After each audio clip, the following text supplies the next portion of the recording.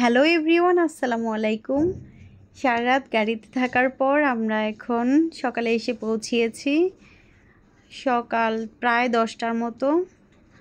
আর এখান থেকে আমরা যাচ্ছি মাজার রোডের দিকে।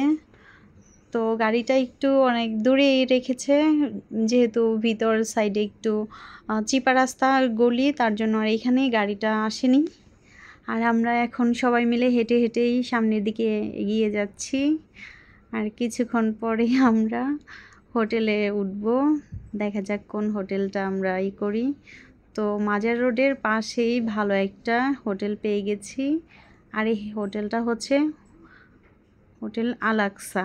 তো এখানকার পরিবেশটা দেখে আমার ভালো লাগছে, নিট অ্যান্ড ক্লিন, একেবারে সুন্দর পরিবেশ। আর এখানে এন্ট্রি করছে আমাদের এগুলো কী কী লাগবে সেগুলো করার পর আমরা এখন চলে এসেছি 3rd ফ্লোরে। তো এই ফ্লোরে এসে দেখলাম আমাদের এই রুমটা, তো আমার নুরসাবি তো দেখে অনেক বেশি পছন্দ করে ফেলেছে রুমটা, আর আমার কাছেও ভালো লাগছে। আর এটা হচ্ছে টুইন বেডের একটা রুম, আর এটা হচ্ছে আমার আম্মুর জন্য নেওয়া হইলো। তো এই যে এখন একটু গোছ গাছ করতেছি, আর যেহেতু সারা রাত গাড়িতে ছিলাম এখন একটু ফ্রেশ হব। আর আমাদের রুমটা ছিল পাশে, এটা 3rd ফ্লোরে। তো এইখানকার পরিবেশটা খুবই ভালো লাগছে, খুব সুন্দর এই রেস্টুরেন্টটা। তো আপনারা যদি আসেন তাহলে আল-আকসায় উঠতে পারেন। হোটেল আল-আকসা অনেক বেশি নিট অ্যান্ড ক্লিন, খুব ভালো লাগছে আমার। তো আপনাদেরকে একটু ঘুরিয়ে দেখাই, এখানকার পরিবেশটা সবারই পছন্দ হবে আশা করছি। খুব সুন্দর এই পরিবেশটা। আর এটা হচ্ছে 3rd ফ্লোর।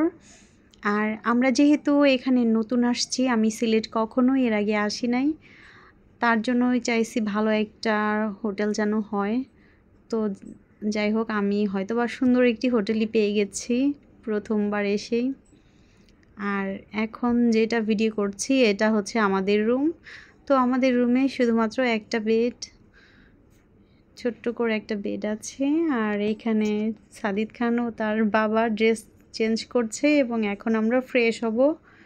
ফ্রেশ হয়ে, আর এখানে আমি আরও একটি কথা বলে রাখছি, এইখানকার হোটেলের যে প্রাইস সেটা কিন্তু অনেক রিজনেবল। এই যে আমাদের ওয়াশরুমটা দেখেন, মোটামুটি সুন্দর ছিল, ছোটোর মধ্যে। আর আমরা যেখানে কক্সবাজার গিয়েছিলাম ওখানে অনেক বেশি রেট। আর ফ্রেশ হয়ে আমরা বের হইলাম খাওয়া দাওয়া করতে, লাঞ্চ টাইম হয়ে গেছে। তো সবাই মিলে একসাথে লাঞ্চে বের হইলাম। আর আল-আকসা হোটেলের পাশাপাশি যেই রেস্টুরেন্ট সেখানেই আমরা গিয়েছি। আর এই আল-আকসা হোটেলের একদম পাশেই আপনার যে বেশি দূর না, মাজার রোডের মাঝে এই আল-আকসা হোটেল। তো ভাল লাগছে আমার। আর আমরা এখন চলে আসছি একটা রেস্টুরেন্টে। এখানকার খাবারগুলো কিন্তু অনেক বেশি দাম। তো আপনারা যারা যারা খাওয়া দাওয়া করবেন, কি খাবেন আগে থেকেই সেটা ভেবে চিন্তে রাখবেন, আর যে দামাদামি করে খাবেন। কারণ আপনি যদি উল্টাপাল্টা খেয়ে ফেলেন আর কি, খাওয়া দাওয়ার দাম না জিজ্ঞাসা করে খেয়ে ফেলেন, তখন দেখবেন আপনার পকেট খালি হয়ে গেছে। তো আমরা সব কিছুর দাম দর করে তারপরে খাওয়া দাওয়া শুরু করেছি। আর যেহেতু দুপুর টাইম একটু ভরপুর খাবারই দরকার, আমরা নিয়েছিলাম ভর্তা, ভাজি, ডাল, গরুর গোশত ভুনা। আর আম্মুরা ওইখানে নিয়েছে চিকেন বিরিয়ানি ছিল, আর হচ্ছে হাঁসের গোশত ভুনা, ডাল, ভাজি, ভর্তা। তো দুপুরের খাওয়া দাওয়া শেষ করে আমাদের প্রোগ্রাম যে আমরা কোথায় যাব। তো এখন পর্যন্ত খাওয়া দাওয়া চলতেছে, আর কথা বলতেছিলাম যে আমরা আজকে খাওয়া দাওয়া করে কোথায় বের হব।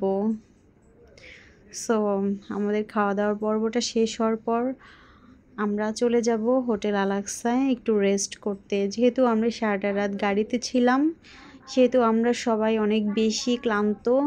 আর এত ক্লান্ত শরীরে কোথাও ভালো লাগে না, আর লং জার্নি করার পর একটু রেস্ট নিতে হয়, এটা হচ্ছে কথা। তো হয়তোবা আমি সুন্দরভাবে গুছিয়ে কথাগুলো বলতে পারছি না। তো আপনারা যারা আমার ভিডিওগুলো দেখবেন তারা কোনো কিছুই মনে করবেন না, সব কিছুই একটু ম্যানেজ করে নেবেন বন্ধু হিসেবে। আর আমাদের খাওয়া দাওয়াটা প্রায় শেষ পর্যায়ে। তো বন্ধুরা, তোমরা যদি কখনোই সিলেট আসো, তোমরা যারা সিলেট এসেছো বারবার, আমি এবারই ফার্স্ট। তো এখানকার কিন্তু সব খাবারের অনেক বেশি দাম ছিল, তো একটু দামাদামি করে খেলেই ভালো হয়।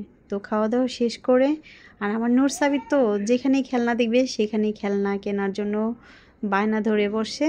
আর এই হোটেলের সামনে আমরা যেই হোটেলে উঠেছি সেই হোটেলের সামনেই ছিল খেলনার দোকান। তো এটা দেখে তো আমার বাচ্চাটা অনেক বেশি হ্যাপি হয়ে গেছে যে তার মন মতো সে কেনাকাটা করতে পারবে। তো আমিও বলতেছিলাম যে তুমি কি কেনাকাটা করবে দেখো। তোমার নূর সাবিত যেখানে যায় খেলনা কেনার বায়না কিন্তু তার থেকেই যায়। আর আমাদের পরবর্তী ভিডিওটা আরও বেশি সুন্দর হতে যাচ্ছে, তাই আমার ভিডিওতে লাইক কমেন্ট শেয়ার দিয়ে পাশেই থাকবেন। ধন্যবাদ সবাইকে। আল্লাহ হাফেজ।